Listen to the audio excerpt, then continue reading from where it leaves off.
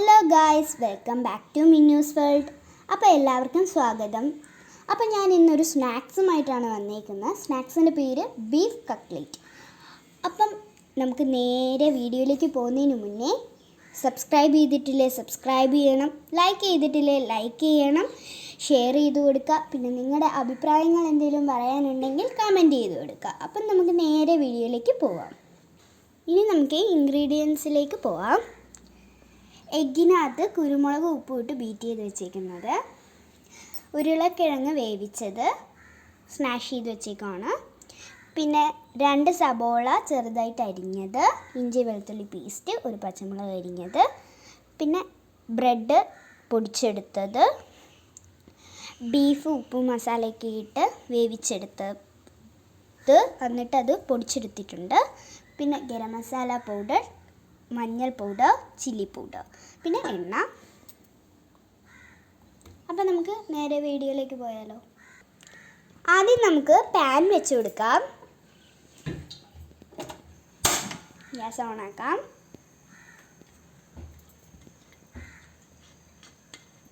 നല്ല രീതിയിൽ ചട്ടി ചൂടാവട്ടെ. എണ്ണയിൽ എണ്ണ ഒഴിച്ച് കൊടുക്കാം. എണ്ണയും കൂടി ചൂടാവട്ടെ. ഇതുപോലെ ഒന്ന് കറക്കി കൊടുക്കാം.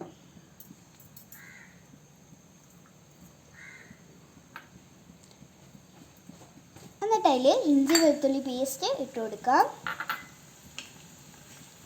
എന്നിട്ട് അത് നല്ല രീതിയിൽ വാട്ടി കൊടുക്കാം.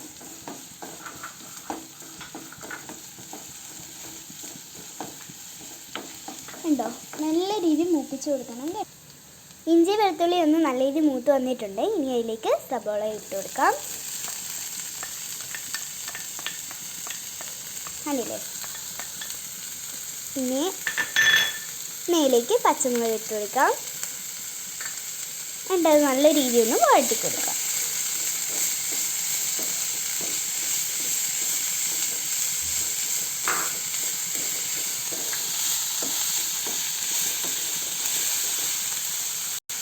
സബോള ഒന്ന് വഴന്ന് വരാനായിട്ട് അല്പം ഉപ്പ് ചേർത്ത് കൊടുക്കാം.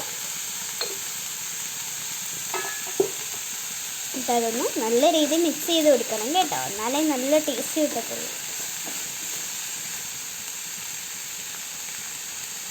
സബോള എല്ലാം വാടിയിട്ടുണ്ട്.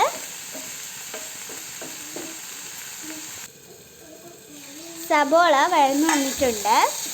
ഇനി നമുക്കതിലേക്ക് പൊടികൾ ആഡ് ചെയ്ത് കൊടുക്കാം. ഇത്തിരി മഞ്ഞൾപ്പൊടി,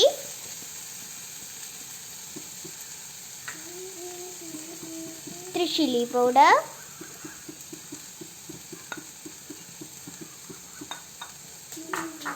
ഇനി ഇത്തിരി ഗരം മസാല പൗഡർ.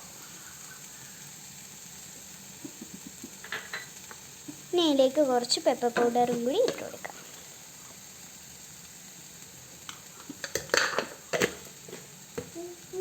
ഇനി നല്ല രീതിയിൽ ഇളക്കി യോജിപ്പിക്കാം കേട്ടോ, നല്ല രീതിയിൽ വഴന്ന് വരണം. ഇനി ആ പൊടികളെല്ലാം നല്ല രീതിയിൽ മൂത്ത് വന്നിട്ടുണ്ട്. ഇനി അതിലേക്ക് വേവിച്ച് വെച്ചേക്കുന്ന കിഴങ്ങ് ഇട്ട് കൊടുക്കാം. സ്മാഷ് ഇട്ട് കൊടുക്കാം കേട്ടോ.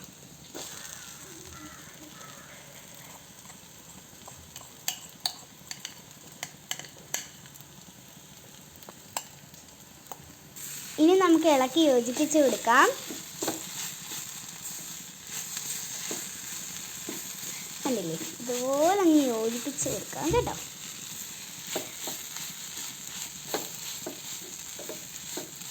കട്ട്ലൈറ്റിൻ്റെ മിക്സാണ് നമ്മളിപ്പോൾ തയ്യാറാക്കുന്നത്. ഇനി അതിലേക്ക് വേവിച്ച് വെച്ചേക്കുന്ന ബീഫ്, ഉപ്പുമുളകൊക്കെ ഇട്ട് വേവിച്ച് വെച്ചേക്കുന്ന ബീഫ് പൊടിച്ചതും കൂടി ആഡ് ചെയ്തിട്ട് നല്ല രീതിയിൽ മിക്സ് ചെയ്ത് കൊടുക്കുക കേട്ടോ. അപ്പം നമ്മുടെ കട്ട്ലൈറ്റിൻ്റെ മിക്സ് ഇവിടെ തയ്യാറായി. ഇനി നമ്മൾ ഒന്ന് തണുപ്പിക്കണം, നല്ല രീതിയിൽ തണുക്കണം. അപ്പോൾ ഗായ്സ്, നമ്മുടെ മിക്സ് ഇവിടെ തണുത്തിട്ടുണ്ട്. ഇനി നമുക്ക് കട്ട്ലൈറ്റ് ഉണ്ടാക്കാൻ തുടങ്ങാം. ഇനി ഇതുപോലെ എടുത്ത് നല്ല രീതിയിൽ ഉരുട്ടി കട്ട്ലേറ്റിൻ്റെ ഷേപ്പാക്കി എടുക്കണം. കണ്ടില്ലേ, ഇതുപോലെ തന്നെ ചെയ്ത് കൊടുക്കണം കേട്ടോ.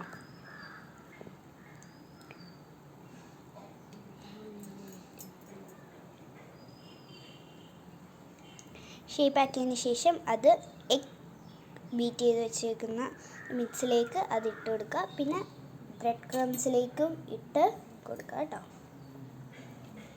ഇങ്ങനെ അടുത്തതും നമ്മൾ അങ്ങനെ എല്ലാം ഒന്ന് ഉണ്ടാക്കിയെടുക്കട്ടെ.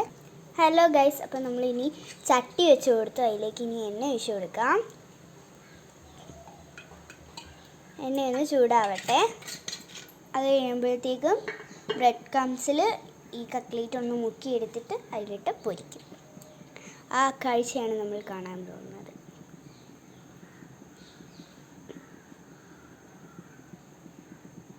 കണ്ടില്ലേ,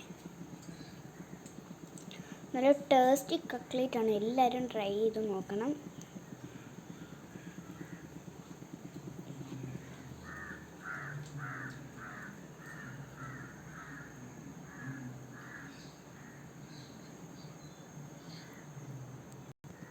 അപ്പം എണ്ണ ചൂടായിട്ടുണ്ട്. ഇനി നമ്മൾ അതിലേക്ക് കട്ട്ലേറ്റ് ഇട്ട് കൊടുക്കാം. ഓ വാവ്,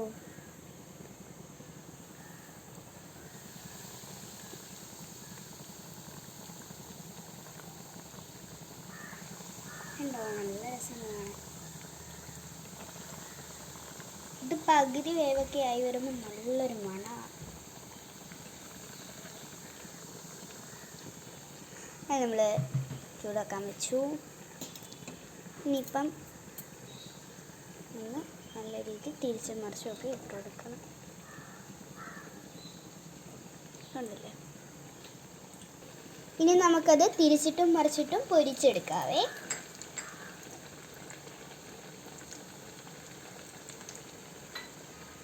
അപ്പോൾ ഗായ്സ്, നമ്മുടെ കട്ട്ലേറ്റ് ഇവിടെ റെഡി ആയിട്ടുണ്ട്. ഇനി നമുക്കത് എണ്ണയിൽ നിന്നും കോരിയെടുക്കാം. നല്ല മണം കേട്ടോ.